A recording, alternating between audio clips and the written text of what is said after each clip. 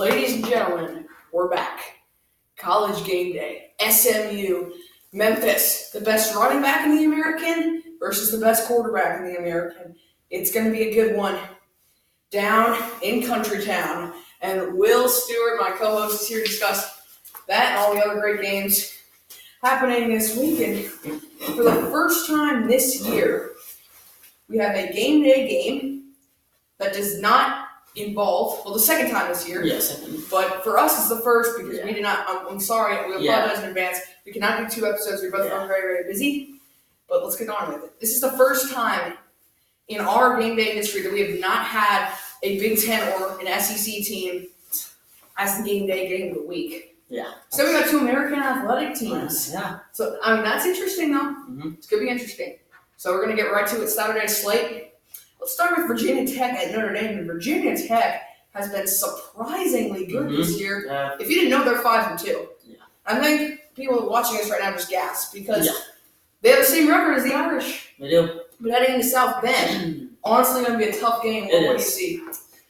See a physical game. Both teams are fired up. Notre Dame coming off the loss to Michigan. They got blown out. Yeah, it wasn't even They close. got 42 points. 45-14. 45-14 crush. Virginia Tech's been very solid this year. I think this game's going to be a defensive battle. I do too. They come into this game fueled for Michigan, if you know what I mean. They come into this game fueled for Michigan. And, I mean, we still thought they had a chance to make the playoff because Oklahoma lost earlier that day. We'll talk about that later. Oklahoma lost earlier that day. And we're like, the door for Notre Dame just opened. Yeah. One loss to a really good Georgia team. Mm-hmm. So they were like, they can get in the playoff. They beat And Michigan. then a 31-point loss to Michigan. Yeah. That was the toughest opponent on their schedule the rest of the way. Yep. And now you get a tough Virginia Tech team. So I think Ryan Hill, quarterback for Virginia Tech, he beat out Justin Jackson for the starting job last year. He's won it this year. I honestly think Virginia Tech will explode in this one. And the guy I really like is Grimsley, one of the receivers. And so Grimsley, they have like a bunch of very talented receivers. But yeah, Ezekiel Grimsley and Damon Hazelton are some of the, I'm going to say it right now, you're going to be surprised, but they are some of the 2 best receivers in the ACC. And Notre Dame can't lock that down. Obviously, they're getting Sean Crawford back, their best cornerback from injury. If they can't lock down those receivers, even with Crawford, they're not taking home this football game. Even at home, it doesn't matter. If you can't guard 2 of the best receivers, it's like Justin Jefferson and Jamar Chase in the ACC. Yeah. You can't guard them, you're screwed. You're dead. You're screwed. All right, let's get on to it. Oh, man. I love this game. Every single year, it's great. One of the best rivalries. But this is the first time in 3 or 4 years that Florida is ranked over Georgia in this matchup. Georgia's 8, I believe, and Florida is 6. So this should be a really interesting matchup. I see a defensive battle. I do. I honestly do. I do. Jonathan Ledbetter, who transferred from Florida to Georgia this year, he's going to be fuel for that one. He is. Ex-team.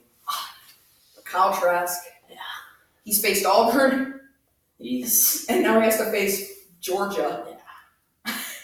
I mean, it's a tough couple games for him so far. So. He did beat Auburn. Look ahead, maybe. Yeah. But Jake Fromm has just been, compared to where he was at the start of the season in factor of height, and now you look at him, he sucked. Yeah. He threw 3 interceptions to the same person in the South Carolina games. And they lost. Yeah, and they lost. Both people had buys both teams had buys coming into this game. Like that could affect it.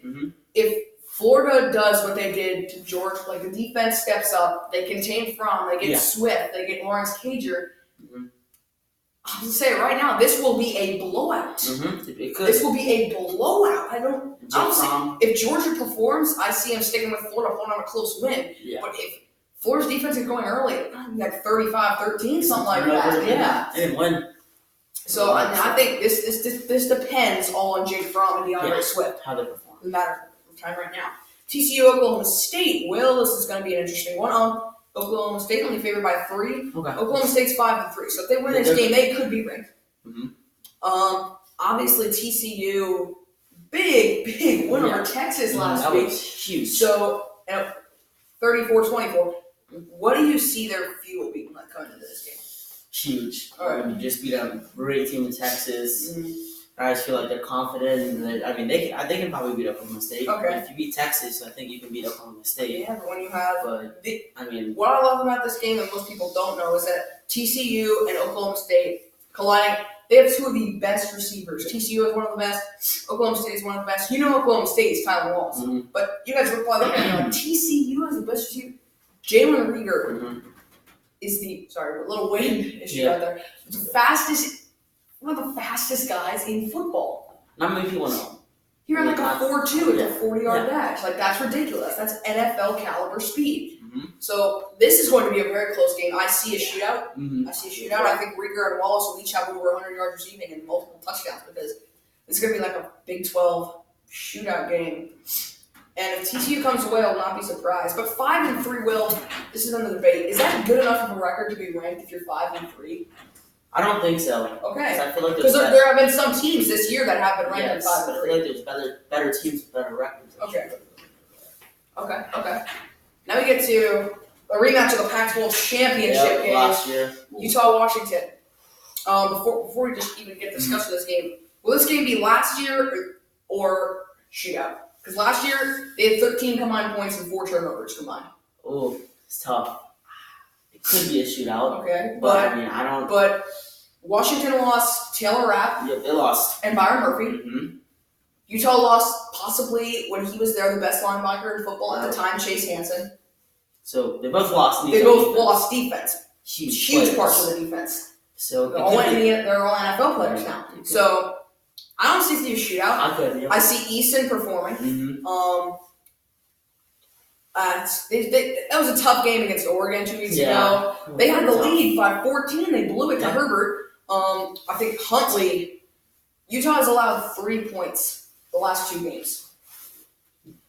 3 points. That's what I'm talking about. The defense of Utah is ridiculous. And they're back in the top 10, 7-1. Mm-hmm. Of course, going to Seattle is not an easy thing to do, but Oregon just snuck in there and came out with a win. Mm-hmm. So I think it's going to be really interesting to watch. I see a shootout. Yes. I see a shootout. Mm-hmm. Do you see... It's hard to say because I honestly think Washington's running game's done nothing this season with Mika Braxton. He's really done nothing. 500 yards in 8 games. 8 games. Oh, I mean, that's like 62 per game. Oh, that's not good. But Zach Moss is like racked up more yards than the entire Washington team. So, will it? It's going to be passing game for Washington all day for the offensive side of the ball. But will it be the rushing game with Devontae Henry Cole, Zach Moss, Jalen Dixon? All those guys can catch passes. So will they do Huntley or Moss? I think they'll do both. Honestly. Okay. Both Love play action. Yeah. I see play action because I see play action and just handoffs right up the middle to Moss because he can break away. Yeah. Devontae Henry Cole, you play action on Moss goes up the middle, draws everybody in, dump it out to the flat. Guaranteed touchdown. Guaranteed. Devontae Henry Cole is like 6'2", 235. Like he's not gonna mess with him number 7. Yeah, he does. Man, that's one here. All right, so. Yeah, I think Utah's only favored by 3.5, but I think coming in, if the offense is going early and the defense is just on Washington, might not be as close as that. Yeah. The Gameday game of the week, ladies and gentlemen. SMU at Memphis. Memphis is favored by 6. Wait, what? What? Okay. Let's just get one. Memphis is favored by 6. Okay. And when I said at the opening statement, best quarterback in the AAC versus the best running back in the AAC, I wasn't wrong. SMU has the Shane Buechele. 6 touchdowns in the game. He had 457 yards last week. 457 yards. That's and Kenneth Gainwell leads the FBS in rush yards per game. He's 3rd in total yards per game to Jonathan Taylor and Chuba Hubbard. And he's averaging 6 yards a carry. And he's a freshman. Imagine if they keep him till senior. Heisman, maybe. I mean, yeah. That's a good point. If he develops as a freshman and gets to a senior level, Memphis will go undefeated that year. Because, come on. Can't stop him. So, okay. I see a shootout. I don't know about anybody else. I see a shootout. Memphis has defense. SMU does not have defense. Yeah, you're right. But Memphis doesn't have good enough defense to be able to stop Buechele. So I think it's who can score more points. Yeah, that's how it's going to go. And basically, this is what's going to happen. It's going to be 7-7 at the end of the first. Then, second quarter after these teams score, it'll be like 40 combined points in the second quarter because that's where these guys. SMU has always had slow starts. Yeah. But if you get out to a slow start against Kenneth Gainwell, you're not coming back from it like you can against Houston or East Carolina. So, interesting football game, but we'll see who comes out on that. That's a game of the week, so we'll get right to that. Well, what was the most surprising game last week, you think? We'll go with Kansas State over Oklahoma. That's what I was going to go with college football last week. Why? Oklahoma, many people had them winning it all. Jalen Hurts. College football games last week were. Jalen Hurts transferring to Oklahoma. Many people thought they'd win it all, but they lose in a shootout to Kansas State, so that's why I have Kansas State. That's the most surprising team. Okay. College football games last week. College football games last week. Sorry, here's an idiot. Okay. It's really tough for me. A lot of great games last week. Yeah, there were lots. But that's it. I am going with Utah when they played Cal. We know what the final score was 35-0 Utah. You see his face on that, guys? I mean, 35-0. That's insane. And the thing is, Cal came in with Chase Garbers. Yep. They came in with Christopher Brown. They came in with a huge running offense, and they came in with the winning record and just got blown out of the water. Yeah. It was in Utah. Demolished. I'll give Utah that, but that's all I'm going to give them right now. Because that was a really, really, really good football game. So, Will, who should go to the top 25? Who should go up to the top 25, I think? So, I have two choices. So, Indiana, that's what I think. And UCF could too, but I'm going to go with Indiana. 6-2, right? Yes, 6-2. Just beat Nebraska. Top 25. Nebraska. I mean, that's a huge win. Adrian Martinez is the quarterback.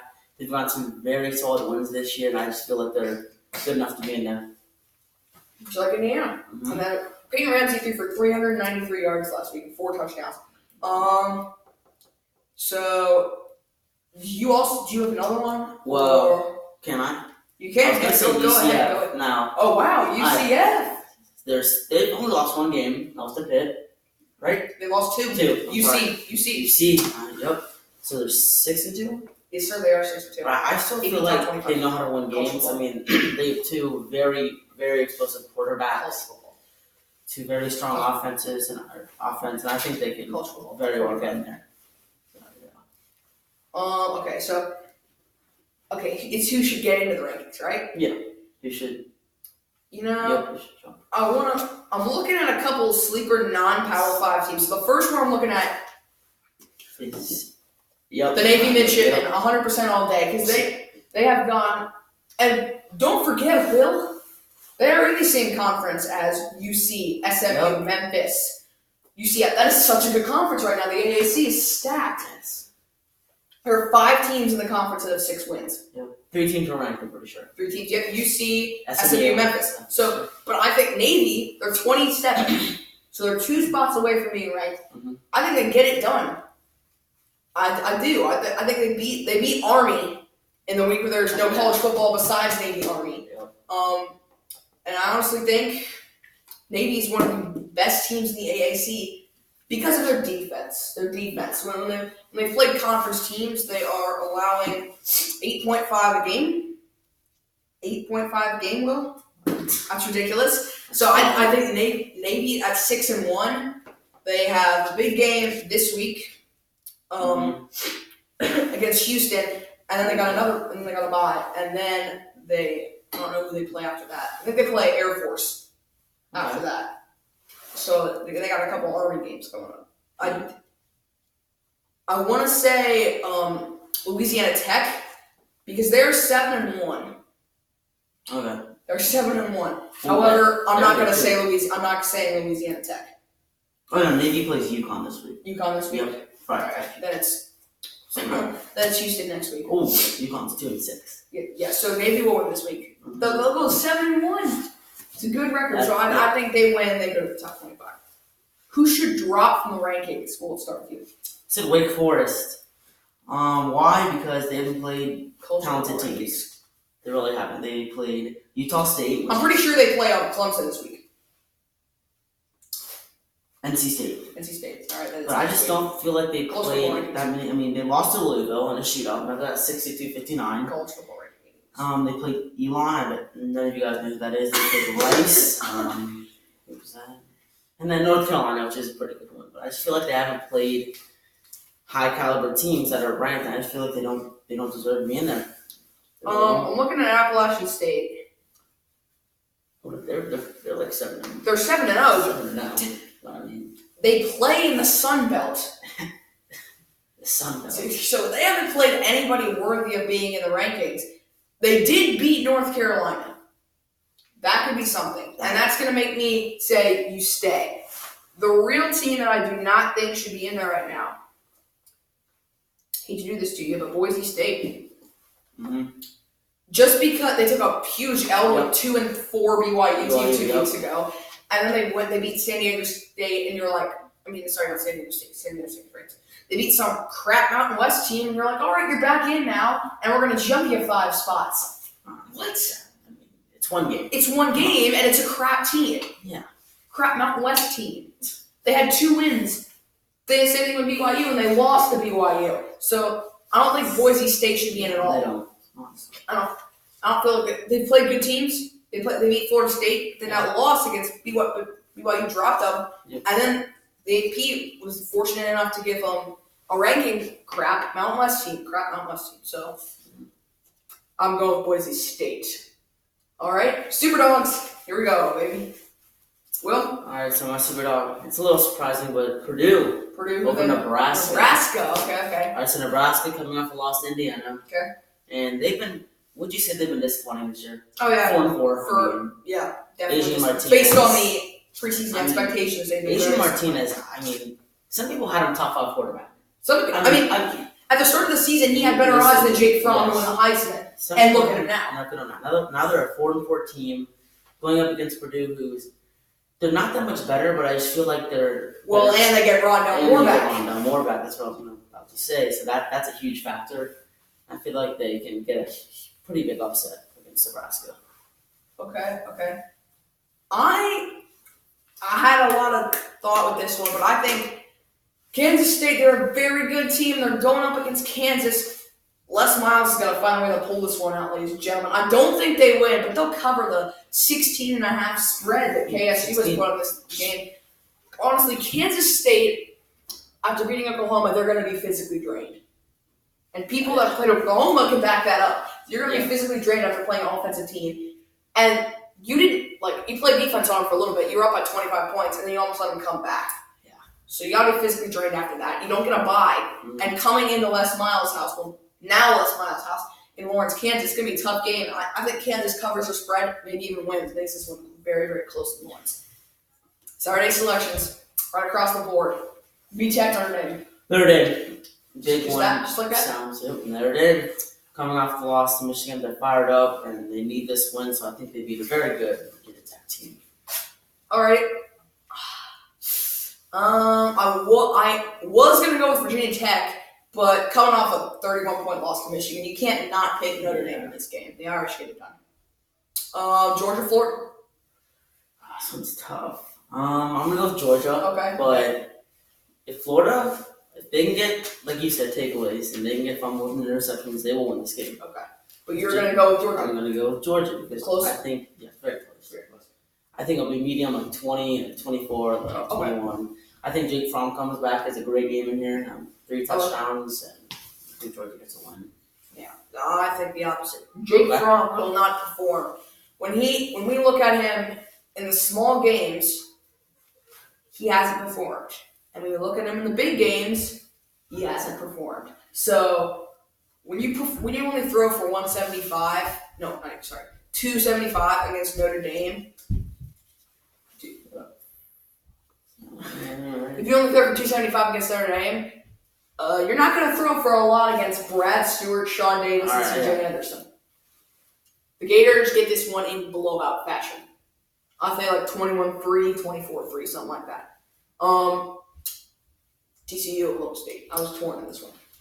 I'm gonna go with Oklahoma State. Okay. I feel like overall better team. Their offense, we know they can be so explosive. I mean, they can put up 35 on you, just like that. So I think they get a huge win against TCU. Same thing that I said about Kansas State. TCU, after upsetting Texas, is going to be emotional and physically drained. So I honestly think Chiba Hubbard comes in. He's ripped so many games up this year, but this is going to be another big one that he puts out 130 yards, probably multiple touchdowns. I do not think TCU is going to be able to stay with him or Spencer Sanders or Tyler Wallace today. Saturday. Sorry. All right. Utah, Washington. I'm going to go with Utah. I think this defense is too good for Washington. Houston has been up and down this year. The whole Washington team has been up and down. I mean, honestly, the defense has not performed like we expected. I mean, they did lose lots of pieces. I feel like Utah gets a huge one here. Yeah, I think it's going to be pretty much the same scenario as the Oregon game from 2 weeks ago. I think Utah, they'll be down at some points in this game, and then Moss will just absolutely explode. Yeah. It's what he does every game. He always comes out to a slow start, and then Huntley's like, I'll back you up in the first quarter, and then you run out the entire second, third, fourth. Yeah. So I think Utah's going to be like 17-6 or something like that, and then they'll end up winning like 17-34 because that's what they do. Yeah. I got the Utes. Not too big, but double-digit victory. All right, SMU Memphis. I have Memphis here, but this is tough. Memphis home, yeah, they're home. Yeah, Memphis is home, and they're ranked, and they're favored by 6. So they're favored by 6. I said that to you before. Oh yeah, I'm gonna go with SMU. Okay. I mean, does it count as an upset? Maybe no. Kind of does. I mean, not really. 15-24.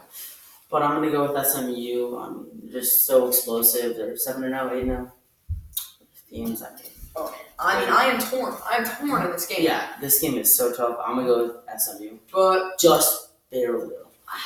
Just barely. Maybe by a field goal or touchdown. I'm trying to stick with you, SMU, but at the same time, I'm trying to stay with you, but there's no way your defense can contend.